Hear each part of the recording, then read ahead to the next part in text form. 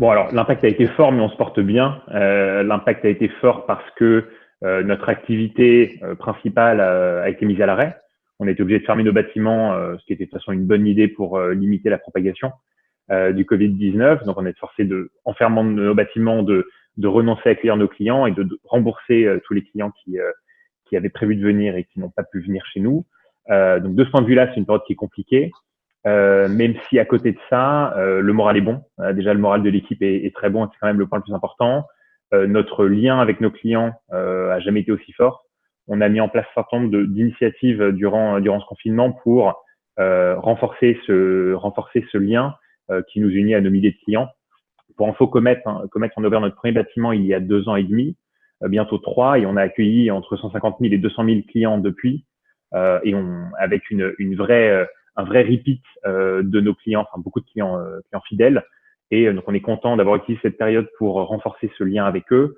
Et plus généralement, les perspectives sont très bonnes lorsqu'on regarde un petit peu plus loin que le tunnel dans lequel on est en train de rentrer, parce qu'en fin de compte, c'est pas tellement la période de confinement qui, à mon sens, sera la plus difficile, c'est plutôt la période d'après, c'est le jour d'après. Nous, on est convaincus que demain, au sens vraiment moyen-long terme, à partir de dans 6 à 12 mois, sera incroyable. Là, aujourd'hui, le moral est suffisamment bon et le lien avec nos clients suffisamment fort pour qu'on puisse bien gérer cette période de tunnel qui nous attend.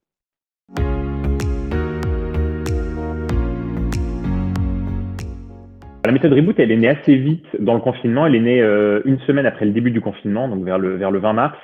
Elle est née d'un constat qui est que, on fait partie d'un certain nombre de cercles d'entrepreneurs, de dirigeants, ainsi de suite. Et ce qui nous a frappé, c'est que dès le début du confinement, on entendait beaucoup de voix différentes qui se faisaient entendre. La voix des pouvoirs publics qui rassurait nos entreprises sur le fait qu'il y aurait du carburant à la reprise et que la trésorerie serait peut-être pas préservée, mais aussi protégée que possible. Et de l'autre côté, la voix des dirigeants qu'on est, qui rassuraient leurs équipes et leurs clients et leurs fournisseurs sur le fait que le cap était clair, qu'on savait où on allait et qu'en fin de compte, pour prendre une métaphore qui est celle d'un engin, enfin d'une voiture, on savait grâce au pouvoir public que le carburant serait au moins encore en partie dans la voiture au moment où il faudrait redémarrer. Et de l'autre côté, les dirigeants rassuraient sur le fait qu'ils avaient les deux mains sur le volant et le levier de vitesse pour bien repartir avec un cap très clair. Sauf que la question qu'on se posait pas, que personne se posait, et ça nous a frappé à ce moment-là, donc la mi-mars, c'est que personne se demandait si le moteur serait en mesure de partir. Et personne ne se demandait si, en fin de compte, les équipes qui constituent le moteur de toutes nos entreprises seraient dans un état de tension, de fatigue suffisamment limité pour qu'on puisse bien repartir. Et donc c'est en partant de ce constat, en se disant qu'il fallait également entendre la voix des équipes, qu'on s'est dit qu'il fallait absolument mettre à profit la période de confinement et donc les 2 mois qu'on avait, enfin les 2 mois moins une semaine qu'on avait, pour faire en sorte de développer une méthodologie qui permette de créer la résilience de groupe. On parle beaucoup de résilience à un niveau individuel, c'est un terme que beaucoup ont appris ou appris à connaître un peu mieux là durant ce confinement. On a développé une méthode pour justement créer cette résilience de groupe parce qu'on s'est dit qu'après, que ce soit 2 semaines, 1 mois, 2 mois ou plus de confinement, ce qui était certain, c'est qu'on aurait tous vécu notre confinement différemment et que suivant qu'on aurait travaillé ou non, d'ailleurs je sais pas ce qui est le pire, d'avoir travaillé beaucoup pendant le confinement ou de pas avoir travaillé du tout, je pense d'ailleurs que c'est plutôt de ne pas avoir travaillé du tout, suivant les conditions de confinement avec des enfants ou non, suivant le lieu de confinement aussi, on était convaincus que ces conditions différentes amèneraient un état différent et qu'il faudra absolument purger la machine pour être en mesure de bien la faire redémarrer. C'est ça le constat de départ. D'accord. Passionnant. Et... non, c'est un sujet qui franchement est passionnant et qui nous touche tous. Enfin, c'est hallucinant de voir à quel point c'est un sujet qui touche 100% de nos entreprises. Qu'on soit une entreprise de l'EdTech, une entreprise de la PropTech, une entreprise PATech, une TPE, une PME, un grand groupe, on est tous face à cette situation où on est dans une cellule, dans une équipe, on est au sein d'une équipe qui a vécu très très différemment le confinement et qui doit absolument se rebooter. Et le reboot, c'est pas le restart. Le restart, c'est on repart du même point que initialement. Le reboot, c'est de se demander comment est-ce qu'on relance la machine, mais potentiellement avec un point de départ légèrement différent.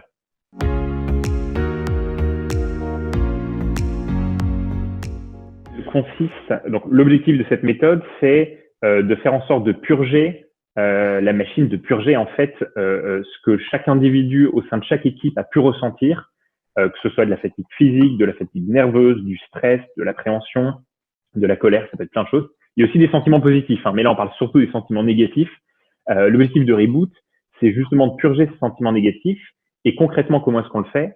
On le fait au travers de 3 temps et d'une méthodologie qu'on a développée autour de ces 3 temps qui est censée pouvoir être dispensée, être abordée en l'espace d'une journée. Par contre, notre point de vue, c'est de dire qu'il faut quelque part banaliser une journée au moment de la reprise, que ce soit maintenant, que ce soit au mois de mai-juin ou que ce soit d'ici quelques semaines ou quelques mois, mais au moment dans chaque équipe qui semble être le moment le plus judicieux pour marquer un temps d'arrêt, se demander comment on a vécu la période passée et préparer la reprise. On a développé cette méthode qui, donc en l'espace d'une journée, permet de passer par 3 phases, que sont une phase d'alignement autour d'objectifs. C'est une phase en fait de mise en énergie de l'équipe et d'alignement autour d'objectifs court, moyen, long terme, en se disant bon, voilà comment l'entreprise, voilà comment l'équipe a vécu cette période, voilà nos objectifs sur les mois à venir. Alignons-nous autour de ces objectifs pour voir si on considère qu'ils sont toujours aussi réalistes et surtout assurons-nous de mettre le bon niveau d'énergie. Donc c'est finalement presque du team building, c'est on s'assure de mettre une grosse énergie, de canaliser une grosse énergie afin que l'équipe soit orientée vers cet objectif commun. Ça c'est le temps 1. On énergise et on aligne. Le temps 2, on fait la catharsis. Donc la catharsis, c'est quoi? C'est le fait justement de purger tous les sentiments négatifs qui ont pu naître durant ce confinement. Donc finalement, on aligne tout le monde, on active les soupapes qui vont permettre de relâcher toute cette pression. Ça, c'est le temps 2 et c'est un moment qui est éminemment personnel. On parle pas d'objectif pro. C'est vraiment un temps personnel, mais qui est partagé en groupe et qui permet d'ailleurs de renforcer les liens au sein d'une équipe parce qu'on partage un moment qui est très fort. Et le temps 3, c'est le temps de la projection sur l'après et c'est surtout le moment où on se demande qu'est-ce qu'on a tiré de cette période de confinement et qu'on peut garder pour finalement faire évoluer cet objectif qu'on s'était fixé et faire en sorte que les 2, 3, 4, 6 mois qu'on vient de vivre ne soient pas simplement un temps perdu, mais soient un temps gagné pour soit individuellement, pour l'équipe et pour l'entreprise. L'objectif, il est là, de la méthode Reboot. C'est une méthode qui peut finalement s'appliquer à n'importe quelle entreprise, quelle que soit sa taille, quel que soit le job qui est effectué par les équipes.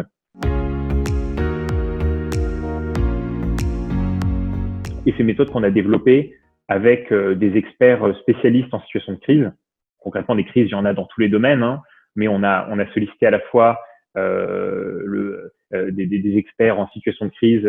On a notamment Didier Lebret qui était le responsable de la cellule de crise du ministère des Affaires étrangères avant d'être le coordonnateur du renseignement auprès du président Hollande et qui était auparavant ambassadeur et qui a dû gérer des situations de crise, notamment à Haïti. Donc voilà, on a pu avoir cet aspect-là.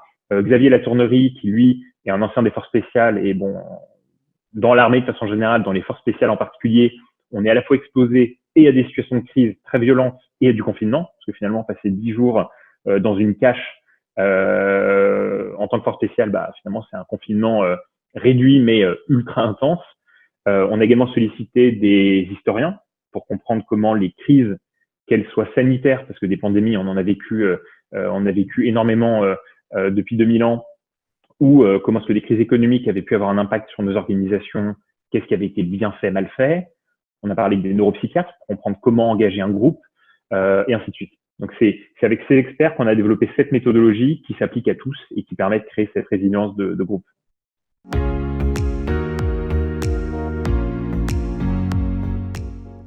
C'est un beau sujet. Je pense que la formation dans un monde qui change avec une vitesse de mutation sans cesse augmentée, je pense que la formation a on ne peut plus sa place dans ce monde. Donc la formation sera de plus en plus nécessaire au fur et à mesure que notre monde évoluera à une vitesse qui s'approche d'une vitesse exponentielle. Je pense que la formation demain, elle devra avoir plusieurs caractéristiques. Je pense qu'elle devrait être plus flexible, c'est-à-dire pouvoir être suivi par n'importe qui à n'importe quel moment, ou en tout cas, d'une certaine manière, une partie de la formation devrait être plus flexible et permettre ce côté à n'importe quel moment par n'importe qui. Elle devrait être plus personnelle, c'est-à-dire plus adaptée à nos parcours. Une formation descendante en disant parce que tu as un matricule entre 10 200 et 10 300, alors tu suis cette formation. Je suis pas sûr que ce soit complètement adapté au monde d'après. Et je pense qu'elle devrait également être quelque part plus liquide. Je sais pas comment le mentionner, mais plus liquide, c'est-à-dire plus facilement transférable, plus facilement partageable. Parce qu'en fin de compte, la formation à laquelle j'ai eu accès, qui était assez adaptée à moi au moment de ma vie, je peux potentiellement être le meilleur référent pour la proposer à telle ou telle personne qui sinon n'y aurait pas été exposée. Donc je pense que à la fois la formation va devenir centrale, qu'elle devra être plus flexible, plus personnelle, plus liquide, mais je pense également qu'il y a toute une partie des formations qui deviendront dans un monde avec le futur du travail où on aura potentiellement tendance à moins se voir, elles feront partie d'occasions d'interaction qui seront cruciales. Et une partie de la formation se fera très certainement de plus en plus en ligne, et je pense que vous êtes un excellent acteur pour le pousser. Je pense qu'il y a également des formations qui ne seront pas simplement des formations sur lesquelles j'aurai besoin d'avancer à ma vitesse, seul ou en groupe sur un certain contenu, mais que ces formations deviendront aussi un très bon alibi pour recréer du lien dans l'organisation et dans une organisation qui sera potentiellement davantage éclatée que par le passé. Je pense qu'il y a finalement deux types de formations. Des formations synchrones et asynchrones. La formation asynchrone se devra d'être personnalisée, d'être flexible, d'être liquide. Et la formation synchrone, pour le coup, se devra d'être plus encore que du contenu, mais être une vraie occasion d'interaction. Je pense qu'il n'y aura pas une formation, il n'y aura pas un type de formation, il y aura des types de formation. Et ça qui va être passionnant, c'est que un type de formation et un type de contenu, quand je dis un type de formation, c'est un modus, un canal de partage d'une formation et un type de contenu fonctionneront pour tel et tel moment, pour telle et telle personne, pour tel et tel enjeu. Et donc, on pourra finalement placer le curseur suivant le moment, suivant le contenu, entre une formation qui serait très digitalisée, une formation qui resterait physique, mais si elle reste physique, ce sera pour une bonne raison. Je trouve que c'est un sujet qui est passionnant et si on laisse de côté un instant le drame sanitaire et économique du Covid-19, je trouve ça incroyable de voir à quel point ça a été un accélérateur dans cette adoption de ce que sera le futur du travail. Donc finalement, c'est comme si on venait en l'espace de 3 mois de faire un bond en avant de 5 à 10 ans, un fast-forward de 5 à 10 ans. Donc ta question pose une question fondamentale qui est qu'est-ce qu'est le bureau? Qu'est-ce qu'est le bureau, mais au sens qu'est-ce qu'est le travail? Et le travail, pour moi, c'est la somme de 3 choses. C'est à la fois la somme d'un lieu de productivité, un lieu où tu travailles, tu avances sur un contenu seul. Ça doit être un lieu de créativité, d'innovation, qui se fait à plusieurs. Et enfin, un lieu de stabilisation. Parce que dans une économie qui est tertiarisée comme la nôtre, on est le lien entre les employés dans une équipe est extrêmement crucial afin de limiter la perte des talents. Donc, en fin de compte, on va passer d'un monde monomodèle où le siège social, le bureau permettait d'avoir accès à ces 3 éléments de productivité, d'innovation et de stabilisation, à un monde dans lequel on ne sera pas simplement face à un modèle de bureau, un modèle de travail. Je suis archi convaincu, on est archi convaincu chez Comet, qu'on va aller vers différents modèles qui ne seront pas forcément meilleurs les uns par rapport aux autres, mais qui s'adapteront à un type d'entreprise, à un type de secteur, à une certaine maturité, une certaine taille d'entreprise et une certaine culture. Et en fin de compte, on va aller vers plusieurs modèles. Un modèle qui sera le modèle ancien, où on continuera d'être sur un mouvement pendulaire entre logement et bureau 5 jours par semaine, ou peut-être 4 jours par semaine, si vraiment incroyable, on a la possibilité de télétravailler une demi-journée ou une journée par semaine. Ça, c'est finalement le modèle d'avant, qui continuera d'avoir du sens pour certaines industries ou certaines entreprises. Mais on va aller également vers d'autres modèles. Un modèle très extrême qui est le modèle full remote. C'est le modèle où finalement il n'y a même plus de siège. chacun télétravaille, donc finalement le lieu de la productivité, c'est chez nous, c'est nos domiciles. Ce qui appelle par conséquent un besoin d'avoir des interactions moins fréquentes, des interactions physiques moins fréquentes, mais de bien meilleure qualité.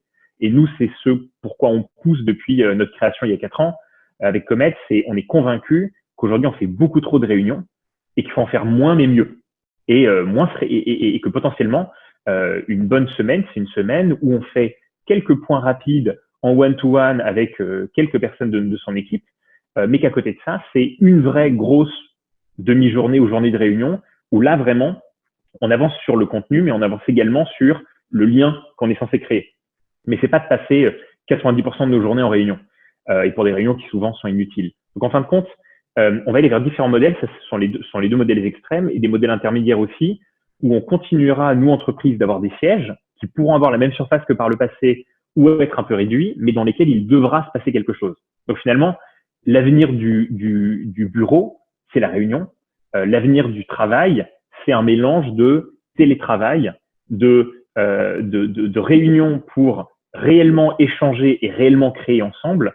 Et donc, je pense justement que demain, le travail sera davantage une suite de réunions suffisamment espacées pour ne pas tomber dans la réunionnite et effectuées dans des cadres qui se prêteront vraiment à ce que ces réunions soient efficaces et soient inspirantes. Et le reste du temps, c'est du travail sur lequel on pourra avancer individuellement ou en équipe très restreinte et qui pourra notamment se faire à distance.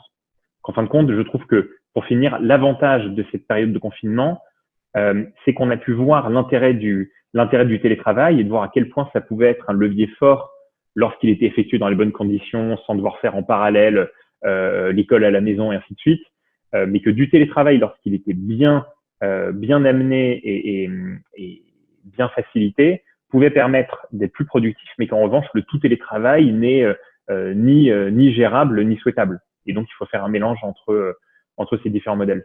On va au-devant de débats dans nos équipes dans nos entreprises qui vont être absolument passionnants et on va réaliser qu'on peut faire voler en éclats tout un tas de règles et de carcans dans lesquels on était et on va vraiment se recentrer sur ce qu'est le travail. Et je pense que ça va amener une question fondamentale qui est qu'est-ce que le travail, qu'est-ce que le bureau, avant de se demander ce qu'est le future of work, mais se demander vraiment comment est-ce qu'on arrive à revenir aux briques fondamentales, un peu aux briques de Lego fondamentales, qui sont, je pense, les 3 que je citais, productivité, innovation et sociabilisation, et de voir comment on arrive à les réassembler différemment que par le passé.